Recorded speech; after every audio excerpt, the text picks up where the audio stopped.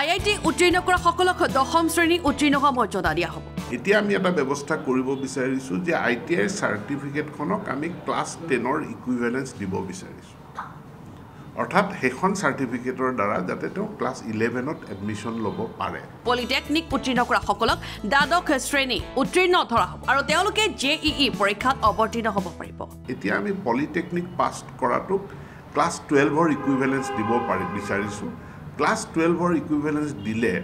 polytechnic পাছ কৰা ছাত্ৰ এজনে বা ছাত্ৰী এগৰাকীয়ে তেওঁ JEE দিব পাৰিব আৰু JEE তেওঁ দি পাছ কৰিব পাৰিলে তেওঁ এটা তেওঁৰ স্কোপ আছে lateral entry into engineering course আনটো হল ডাইৰেক্ট এন্ট্ৰি ইঞ্জিনিয়াৰিং কোৰ্সত এটো সুবিধা লাভ কৰিব পাৰিব নৰ্থ লখিমপুৰ প্ৰেছ ক্লাবত শিক্ষা মন্ত্ৰী ৰনোজ পেগুৱে সম্বোধন কৰে এক সংবাদমেল তেওঁ কেন্দ্ৰীয় বাজেটক প্ৰশংসা কৰাৰ লগতে এডভান্টেজ আসামত পোৱা সহাৰিত উৎসাহ প্ৰকাশ কৰে বৰ্তমান যোৱা কালি পৰখি আমি যি এডভান্টেজ অসম কৰিলো সেই এডভান্টেজ অসমৰ জৰিয়তে আমি অসমত বিনিয়োগ কৰাৰ লগতে অসমত নৱপ্ৰজন্মৰ মাজত এটা উদ্যমিতা MSME জৰিয়তে উদ্যমিতাৰ এটা পৰিৱেশ সৃষ্টি কৰাৰ কাৰণে আমি কাম কৰিছো যোৱা বছৰটোত যদি আপোনালোকে চাই যে একেবাৰে যিসকলে আটাইতকৈ নিম্ন পৰ্যায়ত ব্যৱসায় বাণিজ্য কৰে তেওঁলোক হল ষ্ট্ৰীট ভেণ্ডৰ সকল গতিকে ষ্ট্ৰীট ভেণ্ডৰ সকলৰ কাৰণে স্বনিধি বুলি প্ৰধানমন্ত্ৰী স্বনিধি আঁচনি গ্ৰহণ কৰা হৈছে এতিয়া বহুতে কৈছিল প্ৰধানমন্ত্ৰী স্বনিধি হলটো এককালীন এবাৰ দিলে 10,000 টকা এতিয়া নাই কিন্তু প্ৰধানমন্ত্ৰী স্বনিধি আঁচনিৰ অধীনত এই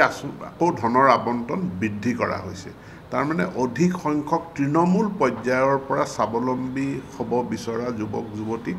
ইয়াত আমি তেওঁলোকক লৈ আহিব পাৰিম তাৰ লগতে MSME সেক্টৰটোৰ যিটো উন্নয়নৰ বা তাত ধনৰ আবণ্টন বৃদ্ধি কৰা হৈছে যে সকলো যুৱক যুৱতীক আমি তেওঁলোকক যি ষ্টাৰ্টআপ ফাণ্ড লাগে বা ইনোভেশনৰ ক্ষেত্ৰত যি ফাণ্ড লাগে সেই ফাণ্ড দি উদ্যমিতা বৃদ্ধি কৰা এটোৰ ক্ষেত্ৰটো যথেষ্ট বাজেটৰ আবণ্টন হৈছে এটাৰে পৰা চৰকাৰী বিদ্যালয়ৰ 9ম শ্ৰেণীৰ পৰা ৰবটিক্স AI আদি শিকিব পাৰিব ইয়াৰ বাবে টাটাৰ জৰিয়তে বিদ্যালয়সমূহত দিয়া হ'ব প্ৰশিক্ষণ যোৱাকালি আমাৰ শিক্ষা বিভাগে বিদ্যালয় শিক্ষা বিভাগে টাটাৰে নেলকো নামৰ এটা কোম্পানীৰ লগত এখন চুক্তি সহি কৰিছে যিখন চুক্তিৰ জৰিয়তে আমি চৰকাৰী বিদ্যালয়ত কাৰিকৰী এই শিক্ষা মানে টেকনিক্যাল যিখিনি স্কিল ট্ৰেইনিং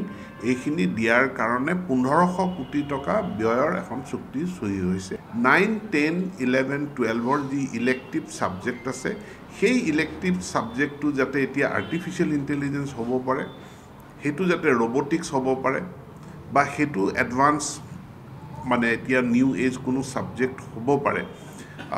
সেমিকন্ডাক্টৰ বা ইলেক্ট্ৰনিক্সৰ সাবজেক্ট যাতে ল'ব পাৰে ছাত্ৰ ছাত্ৰীয়ে হেতু এই 2025 বৰ্ষৰ পৰাই কাৰ্যকৰী হ'ব আৰু এটো এটা স্পোক এণ্ড হাব মডেলত কৰা হৈছে অৰ্থাৎ এখন বিদ্যালয় এটা হাবত 6টা বা 7টা সাবজেক্ট থাকিব তাৰ যিকিটা স্পোক মডেল থাকিব অৰ্থাৎ তাৰ চাৰিওদিশে থকা বিদ্যালয়সমূহ প্ৰত্যেকখন বিদ্যালয়ত দুটা ট্ৰেডৰ ল্যাবৰেটৰী থাকিব এতিয়া ধৰি লওক লখিমপুৰৰ যদি আমি লখিমপুৰ উচ্চতৰ মাধ্যমিকখনত আমি হাব কৰোঁ ইয়াত 6টা বা 7টা সাবজেক্ট থাকিব কিন্তু সাবতিত বা পানীগাঁৱত যিখন বিদ্যালয় আছে তাত দুটা সাবজেক্ট থাকিব এতিয়া তেওঁ দুটা সাবজেক্ট ল'ব বিচাৰিছে কিন্তু তাত যদি 3 নম্বৰ সাবজেক্টটো কোনোবা ছাত্ৰ ছাত্ৰীয়ে চুজ কৰে তেওঁ এই হাব স্কুলখনলৈ আহিব বা ইয়াৰ পৰা শিক্ষক গৈ তাতে কৰিব মুঠ আমি 11টা ট্ৰেড এনেকুৱা বিভিন্ন ইলেক্ট্ৰনিক্স আটাইখিনি ইলেক্ট্ৰনিক্স ৰিলেটেড 11টা ট্ৰেডত আমি ছাত্ৰ ছাত্ৰীসকলক এই শিক্ষাখিনি আমি বিদ্যালয়তে দিব বিচাৰিছো ব্যুৰ ৰিপৰ্ট লখিমপুৰ